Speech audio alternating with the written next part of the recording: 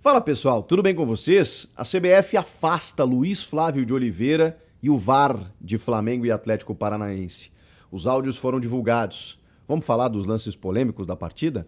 Chega mais, eu sou o Chico Garcia, inscreva-se no canal e vamos juntos!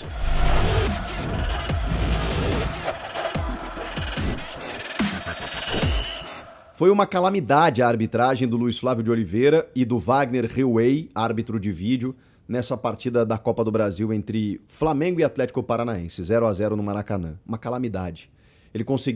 A arbitragem conseguiu desagradar os dois times. Foi ruim para o espetáculo. E eles cometeram erros bizonhos, erros claros e óbvios que não têm justificativa. E é por isso a punição da CBF. Agora me chama a atenção como que um árbitro do gabarito do Luiz Flávio, que a gente pode criticar ou não, mas experiência ele tem, rodagem ele tem, entendimento ele tem. Não dá para admitir, ainda mais de um árbitro desse tamanho, erros como a gente viu no Maracanã. Justamente no momento crítico, em que a gente está mais com um olhar mais atento para a arbitragem, que a arbitragem está sob foco, que a arbitragem virou vidraça, sempre fora, mas mais ainda nesse momento, em que na terça-feira o presidente da comissão de arbitragem, o presidente da CBF reúnem 40 presidentes de clubes das séries A e B do brasileiro para discutir o uso da ferramenta do VAR, falar sobre melhorias na arbitragem, sobre mudanças necessárias, pedir desculpas pelos erros. Depois disso, na quarta-feira, a gente tem uma atuação dessa do Luiz Flávio de Oliveira. É inconcebível, gente, que a gente não consiga melhorar. E aí eu não estou nem falando de lances discutíveis, interpretativos e tal. Pelo amor de Deus, são lances que qualquer pessoa vê que a decisão tinha que ter sido tomada de outra forma. É por isso que o torcedor enche o saco, reclama, briga, começa a criar 1000 teorias da conspiração, porque é muito ruim, a atuação é muito ruim. Aí a CBF divulga os áudios. O Luiz Flávio é um cara que tem se demonstrado, pelo menos nas últimas partidas, um cara dependente do VAR. E isso é muito ruim. É muito ruim. Eu tenho visto outros árbitros que são, digamos, mais frágeis, que estão cometendo erros, mas pelo menos com mais personalidade, de não depender tanto do VAR. O Luiz Flávio ele tem adotado essa postura. Ele não marca em campo e fica esperando pelo VAR. E quando o VAR comete os mesmos erros, acaba acontecendo o que a gente viu. O Wagner Hillway era um árbitro fraco em campo. Se especializou para ser árbitro de vídeo. E ele tem uma possibilidade que o Luiz Flávio não tem. Embora o que aconteceu no campo ontem era para ter sido marcado em campo, tá? Dava para marcar em campo. Mas ok, o Wagner Hillway tem as câmeras, tem o replay, tem a câmera lenta, tem outros ângulos. E ele não chama para revisão em nenhum dos lances discutidos. É por isso que hoje eles estão no que a gente chama da chamada geladeira.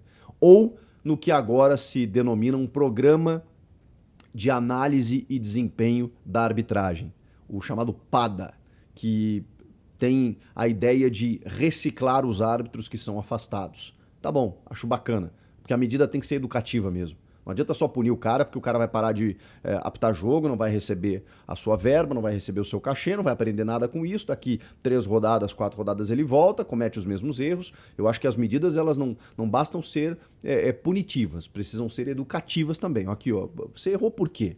O que aconteceu aqui? Não, pela regra você errou por isso, isso, isso. A interpretação foi equivocada, tá. Acho que tem que voltar para a escola mesmo, de arbitragem, dizer, ó, vamos voltar aqui no Beabá, no ABC, ó, você tá errando aqui, tem que ser assim, o protocolo é esse, você tem que seguir dessa forma, porque é dessa forma que eu imagino, que eu entendo, com apoio, com estrutura, com a profissionalização, que acho que é um caminho, que a gente consiga melhorar um pouquinho o nosso nível da arbitragem.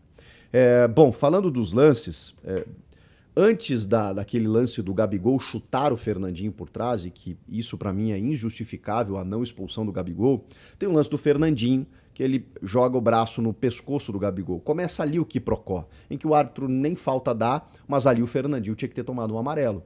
E é curioso que depois o Gabigol chuta o Fernandinho por trás, o Fernandinho que faz uma falta, ficando no caminho do Gabigol, jogando o corpo pro Gabigol, aí o Gabigol chuta o Fernandinho por trás e ele dá a mesma punição para lances completamente distintos. Ele dá um amarelo pro Fernandinho, que fez uma falta completamente normal de jogo, que tem um histórico lá, que ele já tinha que ter tomado um amarelo, mas então tinha que ter sido aplicado naquele lance. E aí o Gabigol, que chuta numa conduta violenta, numa agressão sem bola, o seu adversário toma o mesmo amarelo. Ridículo. Ali é vermelho. E o VAR, da mesma forma, no áudio que foi disponibilizado, diz que a decisão foi acertada e segue o jogo. Eles se comunicam. Então não é que o Luiz Flávio ficou, será que é vermelho e tal. Não. O VAR comunica, não, tá tudo certo, Luiz Flávio. E aí o Luiz Flávio acha que tomou a decisão correta.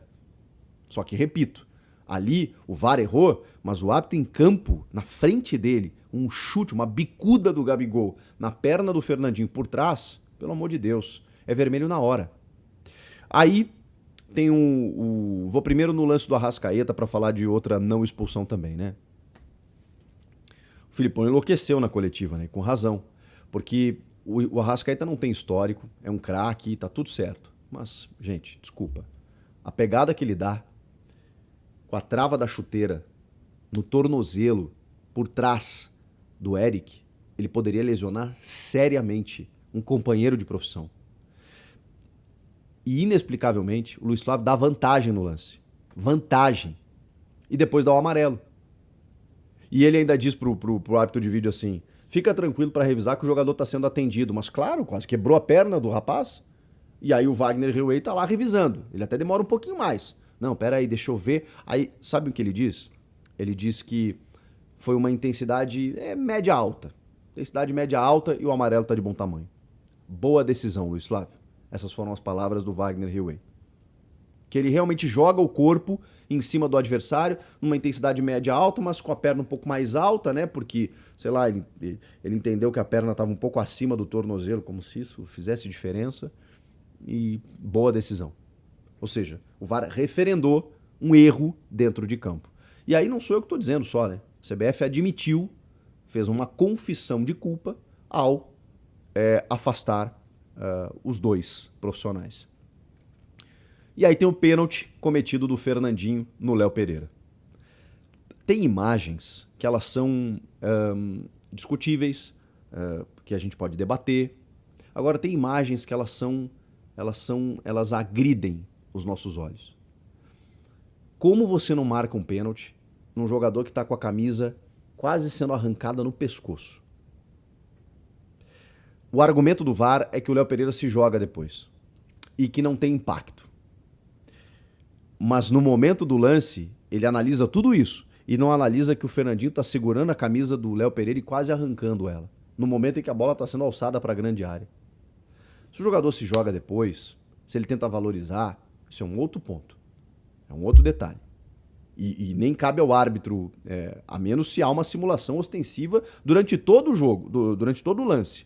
Agora, no momento em que o Fernandinho está levantando e quase arrancando a camisa do Léo Pereira, é pênalti, gente. É pênalti. Gente, pelo amor de Deus, segurar a camisa para marcação, ok, isso não é infração. Agora, você quase arrancar a camisa do adversário, o árbitro não marcou. O VAR não recomendou a revisão. Só para ficar nesses lances, tá? Aí tem a expulsão do Davi Luiz. Que ok, ofendeu o árbitro, tá na regra, né? Você contrariar as decisões da arbitragem com ofensa, palavrão, é vermelho. Tá na súmula, inclusive, o que ele disse, né?